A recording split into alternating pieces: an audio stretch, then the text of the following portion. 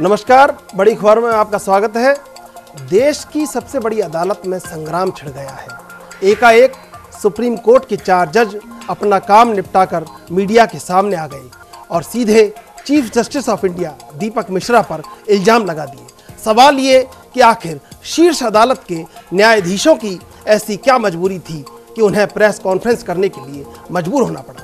सवाल ये भी है कि जब सुप्रीम कोर्ट के सीनियर जज ही न्याय की मांग उठाने लगे तो देश के आम नागरिक न्याय के लिए किसका मुंह ताकेगा। सवाल ये भी, क्या लोकतंत्र का चौथा स्तंभ इतना हावी होता जा रहा है कि बाकी तीनों स्तंभ कमजोर हुए जा रहे हैं। आखिर संवैधानिक तरीके से अपनी बात रखने के बजाय देश की सबसे बड़ी अदालत के जज ऐसा क्यों कर बैठे जो इतिहास में पहले कभी नहीं हुआ था। बड़ी खबर में इसी मुद्दे पर बात करेंगे।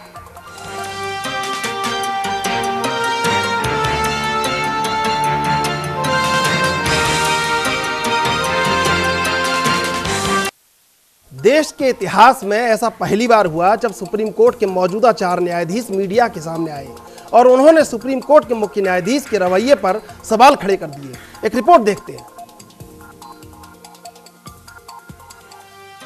आखिर ऐसी क्या मजबूरी थी कि माननीय सुप्रीम कोर्ट के 4 जज अपना काम छोड़कर गुनगुनी धूप में निकले, कुर्सियों पर मजमा लगा और सीजेआई पर इल्जामात की बारिश कर दी।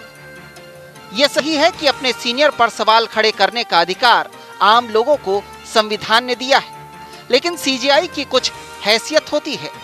उसके खिलाफ बोलने से पहले राष्ट्रपति के संज्ञान में बात होनी चाहिए थी, लेकिन राष्ट्रपति को जानकारी दिए बिना ही चारों माननीय जजों ने लोकतंत्र के चौथे स्तंभ के सामने लोकतंत्र के तीसरे स्तंभ की बखिया उधेड़ दी। इन माननीयों में सुप्रीम कोर्ट के justice J Chelameswar, justice Kurian Joseph, justice Ranjan Gogoi और जस्टिस मदन लोकुर शामिल थे। सीजेआई पर इल्जाम ये कि सुप्रीम कोर्ट का प्रशासन ठीक तरीके से काम नहीं कर रहा है। अगर ऐसा चलता रहा तो लोकतांत्रिक परिस्थिति ठीक नहीं रहेगी। हमने इस मुद्दे पर चीफ जस्टिस दीपक मिश्रा से बात की, लेकिन उन्होंने हमारी बात नहीं सुनी। इसे लेकर हमने चीफ जस्टिस को चिट्ठी दी थी। हम चिट्ठी को सार्वजनिक करेंगे।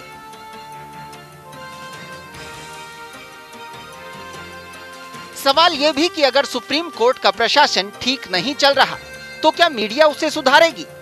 इतना बड़ा मामला लेकर क्या प्रेस कॉन्फ्रेंस कर देना ठीक फैसला था? क्या यह सुप्रीम कोर्ट की मर्यादा का उल्लंघन नहीं है? क्या इन सभी जजों को राष्ट्रपति पर भी भरोसा नहीं था? मीडिया ने सवाल पूछा तो जवाब ये निकलकर सामने आया कि अगर हमने देश के सामने इन बातों को नहीं रखा और हम चुप रहे तो लोकतंत्र खत्म हो जाएगा।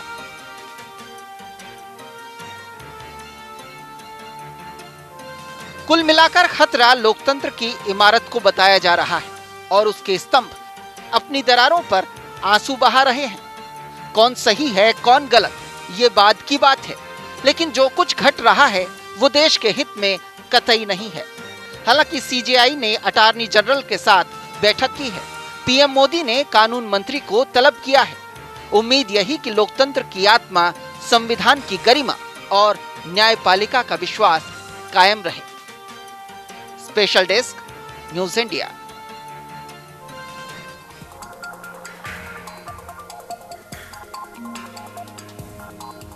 आज की घटना ने देश के इतिहास में एक नया अध्याय रच दिया। बहुत लोग जब अदालत की तरफ देखते हैं तो एक भरोसा होता है और उसी भरोसे को कहीं आज खुद जब जज कटघरे में लेकर आए तो एक बड़ा सवाल देश में खड़ा हो गया। देश में कोलाहल मचा हुआ है, आखिर जज मीडिया के सामने क्यों आए? ये बड़ा एक ऐसा सवाल है जिसने पूरा भारतीय इतिहास में ये पहली बार ऐसा हुआ कि न्याय व्यवस्था में इतना बड़ी दरार देखने को मिल रही है। लोकतंत्र के खात्मे की बात की जा रही है। लोकतंत्र के खात्मे को लेकर जब जजों ने ये कहा है तो बड़ा एक सवाल देश के अवाम में भी खड़ा हो गया है कि आखिर ऐसा क्या चल रहा है। कहीं ना कहीं कुछ ना कुछ जो गड़बड़ है वो गड़बड़ है, तो आखिर क्या गड़बड़ है? अब निश्चित रूप से इस बात की पड़ताल में पूरा देश न्याय व्यवस्था से जुड़े लोग और मीडिया सभी चिंतित हैं इस बात को लेकर। इस बात को लेकर पूरा देश चिंतित है कि आखिर न्याय के मंदिर के भगवान भी आज जब सड़क पर उतरकर इस तरह की बात करने लगे तो तब लगता है कि न्याय व्यवस्था के भगवान आखिर अब न्याय को, जब उनको खुद न्याय नहीं मिल पा रहा है तो न्याय किसको मिल पाएगा। ये बड़ा सवाल जब देश के सामने खड़ा हो रहा है। इतिहास की ये ऐतिहासिक घटना भारत में लोकतांत्रिक साम्राज्य है और लोकतांत्रिक परिदृश्य में जब ऐसी घटना घटती है तो लोग चिंतित होने लगते हैं। आज ये चिंता का बड़ा कारण ये देश में सभी जगह, जब आज ये प्रेस कॉन्फ्रेंस जो हुई है, 4 जजों ने जिस तरह की प्रेस कॉन्फ्रेंस की है और सुप्रीम कोर्ट की व्यवस्था पर प्रश्न चिन्ह लगाया है, निश्चित रूप से कहीं ना कहीं कोई ना कोई बात तो निश्चित रूप से निकल कर सामने आती है।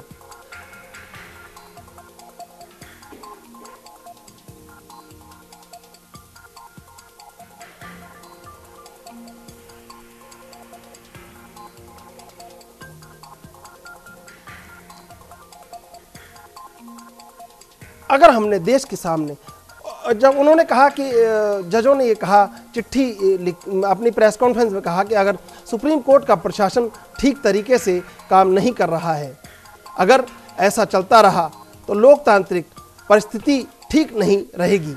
हमने इस मुद्दे पर चीफ जस्टिस दीपक मिश्रा से बात की, लेकिन उन्होंने हमारी बात नहीं सुनी। इसे लेकर हमने चीफ जस्टिस को चिट्ठी भी दी थी। हम चिट्ठी को सार्वजनिक करेंगे। ऐसा गंभीर आरोप अगर हमने देश के सामने इन बातों को नहीं रखा और हम चुप रहे तो लोकतंत्र खत्म हो जाएगा। हमारे साथ इस समय मौजूद हैं बड़ी खबर में गौतम संधू जी। गौतम संधू जी, आप मेरी आवाज सुन पा रहे हैं? जी हाँ, सुन रहा हूं। गौतम संधू जी, आपका स्वागत है बड़ी खबर में।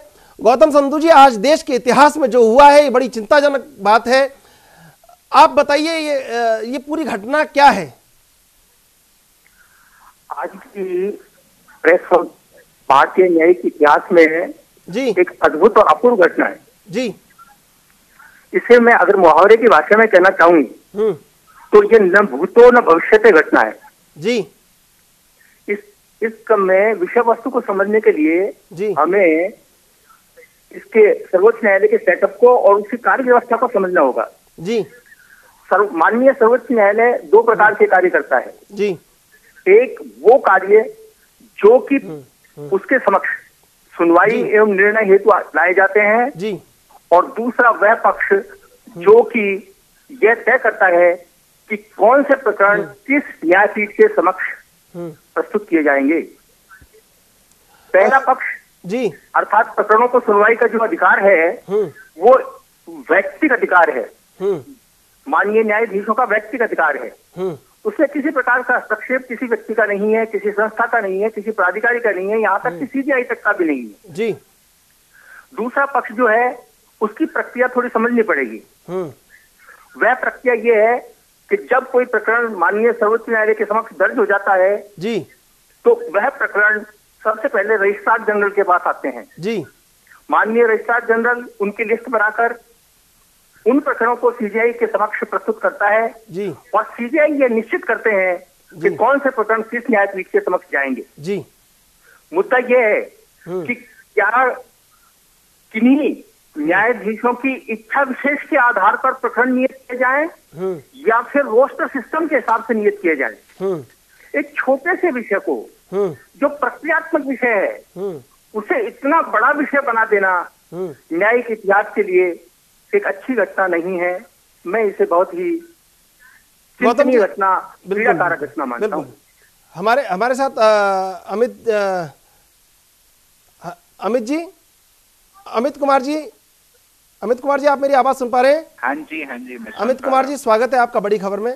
अमित कुमार जी, आज भारतीय इतिहास में जो घटना घटी है उसने सबको चौंका कर रख दिया है, चिंतित भी कर दिया है। ये कहीं जुडिशियल एक्टिविज्म की ओर तो कहीं इशारा नहीं है देश में? नहीं, इसको आप कहीं से भी जुडिशियल एक्टिविज्म तो नहीं मान सकते हैं। जुडिशियल एक्टिविज्म कोर्ट के अंदर दिखाई जाती है, कोर्ट के बाहर नहीं दिखाई जाती है। तो फिर ये वायलेशन ऑफ सर्विस कोड है? Yes, certainly. Not only violation, I would go till an extent that they may be impeached. जी। impeachment action should be initiated against them. जी, If I do take their action as an example, are they suggesting जी, lower judiciary को यही होना चाहिए?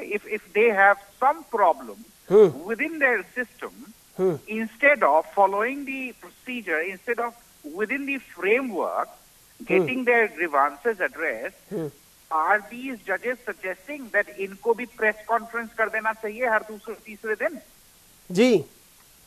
If that is the case, तो ये अमित कुमार जी, मैं ये हम पूरा देश जानना चाहता है, मीडिया के साथ पूरा देश ये जानना चाहता है कि आज जो हुआ है, कहीं ऐसा नहीं लगता कि ये पिछले 4-6 महीने से जब से कर्नन को जस्टिस कर्नन को जेल भेजा गया, उसके बाद से लगातार ये बड़ी घटना आज जो घटी है, कहीं ना कहीं न्यायपालिका के ऊपर जो भरोसा भगवान जैसा भरोसा लोग करते हैं, कहीं उनको आज बहुत चिंता हो रही है कि ये क्या हुआ आज। देखिए, जहां तक आपकी चिंता और भरोसे वाली चीज है, for sure we all are worried. हमें भी बहुत धक्का लगा है। हम जुडिशरी से जुड़े हैं और अपने आप को बहुत गौरवान्वित महसूस करते हैं जी कि मैं इस प्रोफेशन से जुड़ा हूं, जहां पे लोग सब जगह से हार जाते हैं तब यहाँ आते हैं। और काफी भरोसा है हिंदुस्तान में, और हिंदुस्तान की जुडिशरी का अक्रॉस द वर्ल्ड अगर आप देखें जी, तो हमारी जुडिशरी की काफी इज्जत होती है हर जगह। बेशक एग्जाम्पल के तौर पे बेशक, तभी तो ये बात निकल कर सामने आई अमित जी। और ये सिर्फ और सिर्फ मेरे को एक personal grievance, internal politics, egoistic measures जो हैं उसको एयर करने का ये है। अगर आपको कोई समस्या थी, मैं मान लो आप जस्टिस कर्नन की बात कर रहे हैं, वो that is one of the cases. आप अगर इन 4 में से अगर एक जजेस की बात करें तो ये वही जज साहब हैं जिन्होंने कहा था कि हमें वो फ्राइडे की छुट्टी समथिंग, अगर मैं मेरी मेमोरी सही है तो इन्होंने गुड फ्राइडे को छुट्टी ना होने को अनडेमोक्रेटिक करार दिया जी था। जी, तो ऐसे ऐसे जजेस और ऐसे ऐसे माइंडसेट वाले लोग जी अगर इस तरह से काम करेंगे तो इट रिफ्लेक्ट्स जी ऑन देयर माइंडसेट। मेरे को चिंता इस बात की है। अमित जी हम आपके पास आएंगे। डॉक्टर राजीव शर्मा हमारे साथ जुड़ चुके हैं। डॉक्टर राजीव शर्मा, आपका स्वागत है बड़ी खबर में। जी डॉक्टर राजीव शर्मा, जिस तरह की घटना आज भारतीय लोकतंत्र के इतिहास में हुई है, इससे सब लोग चिंतित हैं। जी निश्चित रूप से डेफिनेटली ये बहुत अनफॉर्चुनेट है, और किसी ने कल्पना भी नहीं की थी कि 4 सीनियर मोस्ट जजेस जो है सुप्रीम कोर्ट के जी वो इस तरीके से पब्लिक डोमेन में आके और ये बात कहेंगे। ये बड़ा अप्रत्याशित कहूंगा मैं, और हम लोग जितने भी लीगल फ्रेटर्निटी से जुड़े हुए लोग हैं, बल्कि पूरे देशवासी सारे के सारे लोग इस बात से बड़े स्तब्ध महसूस कर रहे हैं जी कि सुप्रीम कोर्ट में भी इस तरह की कोई दिक्कत हो सकती है, जिसमें कि सुप्रीम कोर्ट के 4 सीनियर मोस्ट जजेस को पब्लिक डोमेन में आना पड़े। जी न्याय का सबसे बड़ा मंदिर जी, और उसी के लोग कटघरे में खड़ा कर रहे हैं, तो देश के लिए चिंता होना तो बहुत बड़ी बात है। राजीव जी, मैं बिल्कुल सहमत हूँ आपसे, और जो कुछ हुआ अनफॉर्चुनेट हुआ है, लेकिन अभी हमें उम्मीद और आशा नहीं छोड़नी चाहिए। मैं इस बात को जरूर कहूंगा निश्चित रूप से कि जो कुछ हुआ अनफॉर्चुनेट हुआ, बेहतर होता कि ये कोई भी मसला था, और जो निकल के आ रही है चीज वो ये आ रही है कि साहब चीफ जस्टिस जो हैं वो केसेस को जो है जूनियर जजेस को मार्क कर देते थे जी। सेटअप सही नहीं था। अगर ये मुद्दा था तो अमित जी, राजीव जी, मैंने अमित जी से भी अभी सवाल पूछा था, आपसे भी पूछ रहा हूँ, ये वायलेशन ऑफ सर्विस कोड तो नहीं है? नहीं, ऐसा कुछ अगर देखा जाए टेक्निकली तो चीफ जस्टिस को पूरा अधिकार है, एक्सक्लूसिव राइट है कि वो किस मैटर को किस बेंच में रेफर करे। There is nothing new about it, वो हमेशा से होता आया है। नहीं, इन्होंने जो 4 जजों ने जो प्रेस कॉन्फ्रेंस की है, ये सर्विस कोड के वायलेशन में नहीं आता? नहीं आता। अच्छा, तो क्या आगामी परिणाम क्या हो सकते हैं राजीव जी, ये हम जानना चाहते हैं। लेट्स होप, हमको उम्मीद करनी चाहिए, और हम आशान्वित होना चाहिए कि ये मामला इन लोगों के द्वारा आपस में बैठने से, अटॉर्नी जनरल उसमें चीफ जस्टिस ने आज बुलाया भी है उनको, और ये गुड सेंस प्रिवेल करेगा। और ये लोग इतने महत्वपूर्ण लोग हैं जो 5 सीनियर मोस्ट, अब आज क्या हो रहा है, एक तरफ चीफ जस्टिस दिखाई दे रहे हैं, दूसरी तरफ 4 जजेस दिखाई दे रहे हैं। अगर इसका और एलोबरेट रूप आपने देखा, अगर देखेंगे तो आगे हो सकता है 25 जज हैं हमारे सुप्रीम कोर्ट में जी। ऐसी स्थिति हो जाए चीफ जस्टिस के साथ 20 जज और खड़े हो गए, 4 ये लोग अलग खड़े हो गए, तो ये आगे चल के क्या स्थिति होगी। तो लेकिन राजीव जी, ये तो देश के लिए बड़ा दुर्भाग्य होगा कि लोग जहां सबसे ज्यादा भरोसा करते हैं, अगर उन्हीं को सब लोग आपस में इस तरह देखेंगे तो फिर देश में क्या मैसेज जाएगा। इसी अप्रिय घटना से बचने के लिए, इसी अप्रिय स्थिति से बचने के लिए मुझे लगता है, मैं आशान्वित हूँ, गुड सेंस प्रिवेल करके, और जो काम होना चाहिए था उनको मेरे ख्याल से बिल्कुल पब्लिक डोमेन में आना नहीं चाहिए था। बेशक बेशक, लेकिन अगर आ गए हैं तो अभी भी कोई ऐसी बात बिगड़ी नहीं है जी। कोई डिफरेंस ऑफ ओपिनियन हो सकते हैं, कार्यशक्ति से कोई दिक्कत हो सकती है। तो दूसरी बात, अगर मान लो आपको आना ही था जी, तो आप लोग प्रेसिडेंट ऑफ इंडिया के पास क्यों नहीं गए जी? आप लोग सीधा जो है कोर्ट का काम छोड़ के प्रेस कॉन्फ्रेंस करने आ गए जी। यही कुछ सवाल तो हैं जो लोगों के दिमाग में बवंडर बन चुके हैं। दिनेश वशिष्ठ हमारे साथ है, राजस्थान हाईकोर्ट के वकील है, एडवोकेट है। दिनेश जी, स्वागत है आपका बड़ी खबर में। नमस्कार दिनेश जी, इतिहास में ये आज भारतीय लोकतंत्र के इतिहास में जो आज घटना घटी है, इसके क्या मायने निकलते हैं?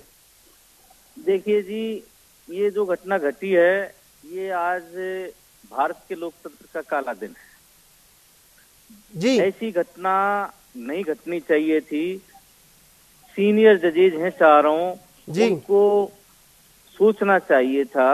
ये सिर्फ रोस्टर का झगड़ा है कि उनको कम महत्व का रोस्टर दिया जा रहा है, किसी को ज्यादा महत्व का दिया जा रहा है जी। तो ये रोस्टर की लड़ाई ये है कि रोस्टर का झगड़ा सड़क पर आ गया तो लोग चिंतित है इस बात को लेकर। ये इसका मैसेज बहुत गलत जाएगा। नीचे की जुडिशरी में भी डिस्ट्रिक्ट जज के खिलाफ भी मजिस्ट्रेट उतर के आएंगे मैदान में जी। और एक अफरा तफरी का माहौल हो जाएगा। भारत की न्यायिक व्यवस्था जो सुचारू ढंग से चल रही थी जी, अगर इनको कोई समस्या थी, उसका एक मंच था जी, बार काउंसिल ऑफ इंडिया, उसको करती, राष्ट्रपति को एक लेटर लिखते, और भी कई मंच थे। और गौतम जी आप हमारे साथ हैं? हाँ जी हाँ। गौतम जी, दिनेश वशिष्ठ जो कि एडवोकेट है राजस्थान हाईकोर्ट के, उन्होंने कहा ये भारतीय इतिहास का काला दिन है। मैं इससे सहमत हूँ। आप सहमत है इससे? हाँ, बिल्कुल सहमत हूँ। और इस विषय में एक चीज और जोड़ना चाहूंगा जी, कि वैचारिक मतभेद मानव सभ्यता के विकास की नींव का पत्थर है जी, लेकिन उसका दुरुपयोग तरह से नहीं किया जाना चाहिए। यदि उसका दुरुपयोग किया जाएगा तो जो इमारत हमें भव्य दिखाई दे रही है वो किसी भी दिन कोलैप्स हो सकती है जी। मतभेद होना कोई बहुत बड़ी बात नहीं है जी। लेकिन गौतम जी, बड़ा सवाल ये खड़ा होता है कि इन मतभेदों के मायने किस तरह निकलकर लोगों के सामने आते हैं और लोगों पर इसका प्रभाव क्या पड़ेगा? देखिए, ऐसा है कि इसके दूरगामी परिणाम होंगे, इससे बचा नहीं जा सकता जी। जिस सर्वोच्च न्यायालय को माननीय कृष्णनगर साहब ने जी, माननीय खन्ना साहब ने जी, माननीय ठाकुर साहब ने जी अपने प्राणपण से सींचा हो जी, उसकी छवि को धूमिल करना कदापि स्वीकार्य नहीं है जी। ये ऐसी घटनाएं हैं जी जो ज्यूरिस्प्रूडेंस में दर्ज होंगी जी, कि क्या ये एक ऐसा विद्रोह है, कथित विद्रोह है जी, मूक विद्रोह है, व्यक्त विद्रोह है, जो कि 19 बनाम 4 या 20 बनाम 4 हो रहा है जी। अमित जी हाँ जी, अमित कुमार जी, आप सुन रहे थे? हाँ जी, भारतीय इतिहास का काला दिन बताया है इसको दिनेश वशिष्ठ, जो कि राजस्थान हाईकोर्ट के एडवोकेट है। आप क्या कहना चाहते हैं इस विषय? देखिए, मैं उस एक्सटेंट तक नहीं जाऊंगा जी। Yes, this is certainly very unfortunate, बहुत दुर्भाग्यपूर्ण है। बट एक बात समझिए, किसी भी सिस्टम में डिफरेंस ऑफ ओपिनियन होता है। आप जैसा सोचते हैं जरूरी नहीं है कि मैं वैसा ही सोचूं जी। और हर एक सिस्टम में होता है, हाई कोर्ट हो, सुप्रीम कोर्ट हो, तो ऐसा नहीं है कि हम नहीं जानते कि डिफरेंस ऑफ ओपिनियन होएगा। बट गलत ये हुआ कि आपने जाकर के इसको अपना जो एक प्रोटोकॉल होता है उसको ब्रेक करा, जिससे कि हमारे सुप्रीम कोर्ट के प्रेस्टीज को सर्टनली धक्का लगा है। तो काला दिन तो मैं नहीं कहूंगा बट अमित कुमार जी ऐसा नहीं लगता, कहीं ऐसा प्रतीत होता है कि अभिव्यक्ति की आजादी का इस्तेमाल किया है? नहीं, for sure it is not. They are entitled to express whatever they feel like, but they will have to maintain the status. They are looked upon, they are the chief supreme court जजेस। दुनिया उनको देखती है as a role model. बतौर justice उनकी एक जिम्मेदारी है कि जिस इंस्टीट्यूशन से जुड़े हैं उसकी मर्यादा का मान रखें। उनको किसने कहा है कि अपनी एक्सप्रेशन को, फ्रीडम ऑफ एक्सप्रेशन को उनको रेस्ट्रिक्ट करा जाए? Nobody is going to restrict that freedom. बेशक राजीव शर्मा जी, जुड़ी समस्याएं। बेशक राजीव शर्मा जी, राजीव शर्मा जी आप हमारे राजीव शर्मा जी, मान्यता और मर्यादाओं के खिलाफ जो आज घटा है, इसके आगे क्या परिणाम निकल सकते हैं? परिणाम तो इसके देखा जाए तो काफी दूरगामी हो सकते हैं क्योंकि निश्चित रूप से अभी एक पैनलिस्ट कह रहे थे, मैं इत्तेफाक रखता हूं इस बात से कि एक थोड़ा तफरी का माहौल पैदा हो सकता है और इसमें जो है इसका असर जो है जुडिशरी मात्र सुप्रीम कोर्ट तक ही लिमिटेड नहीं है। सुप्रीम कोर्ट तो हाईएस्ट अथॉरिटी है, लेकिन देश के अंदर इतने हाई कोर्ट्स हैं और उसके बाद अनगिनत डिस्ट्रिक्ट कोर्ट्स हैं, लोअर जुडिशरी पे, हाई कोर्ट पे, वहां पर जो है जजेस या मजिस्ट्रेट या एडीजे, डिस्ट्रिक्ट जज, ये सारे के सारे इस एक्ट से ये सोच सकते हैं क्योंकि देखिए समस्याएं तो वहां भी हैं तो वो भी जो है ये कह सकते हैं कि जब सुप्रीम कोर्ट के 4 जज जो है सामने आके प्रेस कॉन्फ्रेंस कर सकते हैं और हमारे यहाँ इतने दिनों से कोई मान लो गड़बड़ी उनके विचार से चल रही है तो वो भी आगे वो करेंगे। इससे अल्टीमेटली जो इफेक्ट पड़ेगा वो आम जनता पे पड़ेगा, आम नागरिक पे पड़ेगा, जिसके लिए आज भी पुलिस प्रशासन नेतागिरी सारी चीजों को छोड़कर अगर कहीं न कहीं आदमी विश्वास करता है वो जुडिशरी पे करता है। तो अगर यहाँ अफरा तफरी का माहौल हुआ तो निश्चित रूप से बहुत चिंता की बात है, गंभीर बात है और इससे आम जनता जो है निश्चित रूप से बहुत ही अपने आप को आज ठगा सा महसूस कर रही है और वो समझ नहीं पा रहे हैं। बेशक बहुत सही बात कही आपने दिनेश जी। जिस तरह आज घटा है इसका परिणाम आगे क्या होगा, लोग किस तरह से इस घटना को लेंगे, आज की घटना को? ये वर्ष 2018 की सबसे बड़ी घटना है जिसको लेकर लोग बहुत चिंतित हैं आज से ही, लेकिन लोग जानना चाहेंगे कि इसके परिणाम क्या होंगे। देखिए जी, सुप्रीम कोर्ट के ये सीनियर मोस्ट 4 जज और हर जज को माय लॉर्ड कहा जाता है, ये भगवान का रूप होते हैं लोगों को इस छोटी सी रोस्टर की समस्या के कारण, कौन सी बड़ी समस्या है इस रोस्टर की समस्या के कारण प्रेस कॉन्फ्रेंस करनी पड़ गई। इसके अंदर कुछ कोई अंदर की बात है, ये रोस्टर का प्रश्न नहीं है, ये अंदर की बात है। अंदर ही अंदर इन लोगों के दिल और दिमाग दोनों ठीक नहीं है। इनको विशेष ट्रेनिंग लेनी चाहिए कि हमें किस तरह का व्यवहार करना चाहिए जिससे आम जनता है में हमारी छवि में निखार हो। आज पेंडेंसी इतनी है, उस पर कोई ध्यान नहीं दे रहा है। सीनियर मोस्ट जजेज हैं, पेंडेंसी को क्यों नहीं दूर करते? इनको पेंडेंसी का ख्याल नहीं है क्या? ये छोटी छोटी बातों पे प्रेस में जाएंगे, उससे जुडिशरी में जिन जजों को दिनेश जी एक सवाल खड़ा होता है, भगवान खुद मंदिर से लेकर कर लोगों से न्याय मांगने लगे, तब लोग कहाँ जाएंगे? दिनेश जी, हाँ जी, एक बड़ा सवाल खड़ा होता है, जब भगवान खुद मंदिर से निकलकर लोगों से न्याय मांगने लगे तब लोग कहां जाएंगे? ये ही सबसे बड़ी समस्या है कि लोग जिनको माइलॉर्ड समझते हैं वो माइलॉर्ड आज घास के मैदान में बैठ के बड़े बड़े स्पीकरों पे बोल रहे हैं और भारत के लोकतंत्र को धक्का पहुंचा रहे हैं। ये गलत बात है। अगर कोई समस्या थी तो चीफ जस्टिस ऑफ इंडिया को लिखित में देते, रिटन में देते, साहब ये समस्या है, एडमिनिस्ट्रेटिव समस्याएं हैं, उनका निदान लिखित में ही होता है। गौतम जी, ये लोकतंत्र में ठीक नहीं हुआ। गौतम जी। जी सर। गौतम जी, मैं जानना चाहूंगा, जब मंदिर से निकलकर भगवान लोगों से न्याय मांगने लगे तब लोग कहां जाएंगे? देखिए, इसके पीछे आपको लगभग 6 महीने के घटनाक्रम को देखना होगा जी। उस 6 महीने के घटनाक्रम में कुछ ऐसा हुआ जी जिसको अखबारों ने यदा कदाच अपने ढंग से व्यक्त किया जी, लेकिन असल स्थिति न तो माननीय सर्वोच्च न्यायालय के इन 4 न्यायाधीशों ने प्रेस के समक्ष आज रखी जी, और न अभी आई है जी, उसका आना असल में बाकी है। जब वह हकीकत सामने आएगी तभी कहा जा सकता है कि भगवान मंदिर से निकल कर के आए हैं या केवल प्रार्थी ही निकल कर आए हैं जनता के सामने। जी जी, बड़ी खबर में सबका धन्यवाद। कल फिर मिलते हैं एक नई खबर के साथ।